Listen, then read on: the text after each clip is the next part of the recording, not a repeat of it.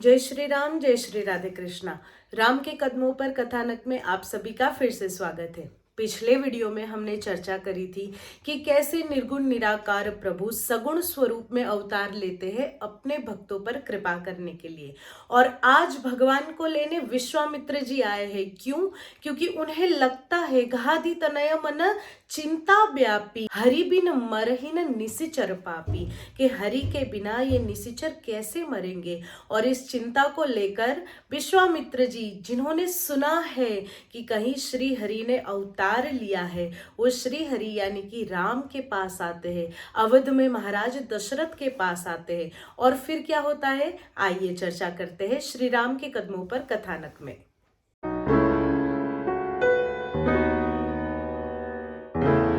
विश्वामित्र जी जो कि एक क्षत्रिय थे, और उन्होंने एक बार वशिष्ठ जी के आश्रम के बाहर कामधेनु गाय को देखा, और उन्हें देखकर उन्हें लगा कि ऐसी गाय तो मेरे पास होनी चाहिए, क्योंकि मैं राजा हूँ।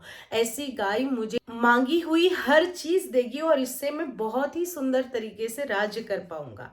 उन्होंने जाकर वशिष्ठ जी से कहा कि आप मुझे एक गाय दे दीजिए। तो वशिष्ठ जी ने कहा कि क्योंकि आप क्षत्रिय है, आप एक ब्राह्मण से गाय नहीं मांग सकते। क्रोध आया। क्रोधवशात उन्होंने तपस्या की और अपने कर्म से उन्होंने ब्राह्मणत्व को धारण किया। विश्वामित्र जी के बारे में एक और बात मैं आपको बताना चाहूंगी। हमारे शास्त्रों में कहीं कहीं कई जगहों पर बलि की बात की गई है। वो समय अलग था जब बलि दी जाती थी, वो मान्यताएं अलग थी, तब किसी वजह से ये सारी प्रथाएं निकाली गई थी। लेकिन जब बलि की बात आती है तो हम सब श्रीफल को जानते हैं। जो श्रीफल है वो श्रीफल बलि में भी हम यूज कर सकते हैं और फल में भी हम यूज कर सकते हैं।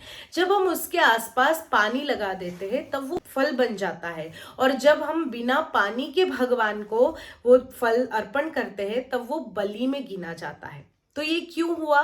तो एक दिन ब्रह्मा जी और विश्वामित्र जी के बीच में वैमनस्य हुआ।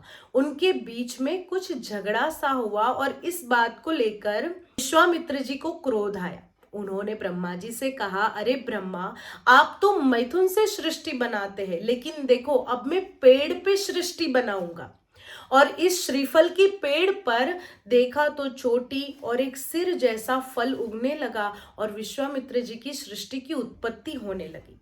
ये देखकर ब्रह्मा जी और देवताओं को चिंता हुई और उन्होंने जाकर नारायण से प्रार्थना की कि अरे, अगर यहाँ विश्वामित्र जी की भी सृष्टि बन जाएगी तो ब्रह्म सृष्टि और विश्वामित्र जी की सृष्टि के बीच में लड़ाई हो जाएगी, और फिर शांति से, प्रेम से और भक्ति पूर्वक लोग जीवन नहीं जी पाएंगे। सभी ने मिलकर तय किया कि विश्वामित्र जी को रोका जाए। सभी ने विश्वामित्र जी से प्रार्थना की और कहा कि आप अपनी सृष्टि को यहीं पर रोक दीजिए। तो विश्वामित्र जी ने कहा कि अब ये जो सिर जितना भाग बन गया है उसका मैं क्या करूं? तो भगवान ने उन्हें वरदान दिया कि अब से इसे श्रीफल कहा जाएगा। इसका यूज बलि में भी होगा, इसका उपयोग फल में भी होगा। यानी कि जब भी हम भगवान के पास जाएंगे तो श्रीफल को सबसे शुभ फल माना जाएगा।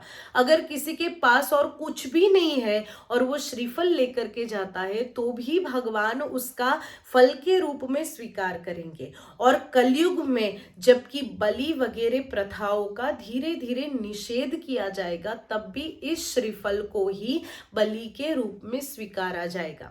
जब भी हम गुरुदेव के पास गुरु मंत्र लेते हैं तो गुरुदेव हमें श्रीफल हाथ में देते हैं और कहते हैं कि इस श्रीफल में अपना अहंकार रख के मुझे ये श्रीफल दे दो, यानी कि तुमने अपने अहंकार की बलि दी। तो विश्वामित्र जी के बारे में ये एक बात जो मेरे गुरुजी से मैंने सुनी है कि उनकी सृष्टि का ये श्रीफल है, और इसीलिए हम बलि में भी श्रीफल का उपयोग करते हैं।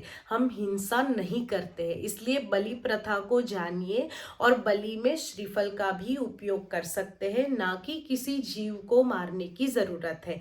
यहाँ पर विश्वामित्र जी आए हैं अवध में महाराज दशरथ से प्रार्थना करने के लिए कि मैंने सुना है आपके यहाँ परब्रह्म परमात्मा ने अवतार लिया है।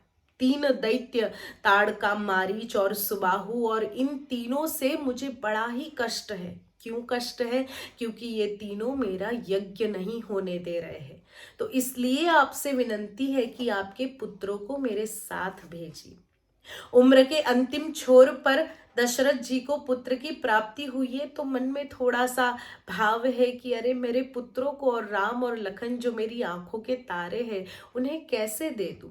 गुरुदेव के समक्ष देखा और वशिष्ठ जी ने इशारा किया कि दीजिए, इनके जाने में ही भलाई है, इनके जाने में भी कुछ अच्छा होने वाला है।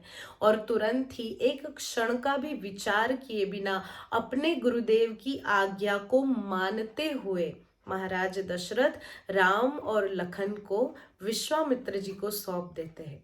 हम यहाँ से क्या सीखते हैं? जब गुरु हमें आज्ञा देते हैं तब हमें सोचना नहीं चाहिए। एक तो इस समय के अंदर गुरु को बहुत ही जल्दी बदल दिया जाता है। अगर गुरु आपके हिसाब से नहीं चलेंगे तो आप गुरु को सीधे बदल देंगे। अरे गुरु एक है और गुरु के शिष्य अनेक है। हर एक शिष्य के हिसाब से गुरु नहीं चल सकते और गुरु हमेशा सत्य का दर्शन कराते हैं। हम गुरुदेव से कोई प्रश्न करें लेकिन उस प्रश्न का उत्तर हमारे मन मुताबिक ना मिले तो हमें ये नहीं समझना चाहिए कि गुरुदेव ने हमारे मन मुताबिक जवाब नहीं दिया। नहीं, गुरुदेव ने सत्य का दर्शन कराया है। और ऐसे अगर सद्गुरु जीवन में मिले हैं तो बिना सोचे उनकी आज्ञा का पालन कीजिए, बिना प्रश्न किए उनकी आज्ञा का पालन कीजिए और फिर देखिए आपका बेड़ा कैसे पार होता है। ये सारा श्रद्धा का विषय है। कहते हैं ना, एक व्यक्ति के अंदर परमात्मा का दर्शन करना वो भक्ति की शुरुआत है और सर्वत्र में परमात्मा के दर्शन करना ये भक्ति की पराकाष्ठा है। और वो एक व्यक्ति गुरु ही हो सकता है। क्यों गुरु हो सकता है? मुझे भी ऐसा लगता था कि अरे कोई और भी तो हो सकता है, लेकिन नहीं, सिर्फ गुरु ही हो सकते हैं। क्योंकि गुरु से हमें राग, द्वेष, ईर्ष्या, लोभ, लालच, मोह, क्रोध जैसे कोई भी अवगुण उनसे नहीं जुड़े हैं। उनके लिए हमारे मन में सम्मान है, उनके प्रति हमारे मन में श्रद्धा है, उन पर विश्वास है और उनके लिए अनंत प्रेम है। और इसी वजह से गुरु में ही हम सबसे पहले परमात्मा के दर्शन करेंगे। तो बिना झिझक गुरु की आज्ञा मानते हुए दशरथ जी ने अपने दोनों आंखों के तारों को राम और लखन जी को विश्वामित्र जी को सौंप दिया है।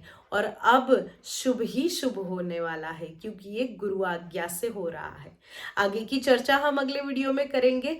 तब तक के लिए आप इस वीडियो को अगर पसंद आता है तो लाइक कीजिए, अपने फैमिली और फ्रेंड्स के साथ शेयर कीजिए, चैनल को सब्सक्राइब कीजिए। और आपका कोई भी क्वेश्चन अगर किसी शास्त्र से रिलेटेड है, क्योंकि मैं प्रयत्न करती हूँ कि आप शास्त्रों में लिखी सही बातों को जान पाए और उसे जीवन में कैसे उतारना है ये समझ पाए, तो अगर आपका कोई क्वेश्चन है तो आप मुझे कमेंट में पूछ सकते हैं। हम मिलेंगे अगले वीडियो में। तब तक के लिए जय श्री राधे कृष्णा, जय श्री राम।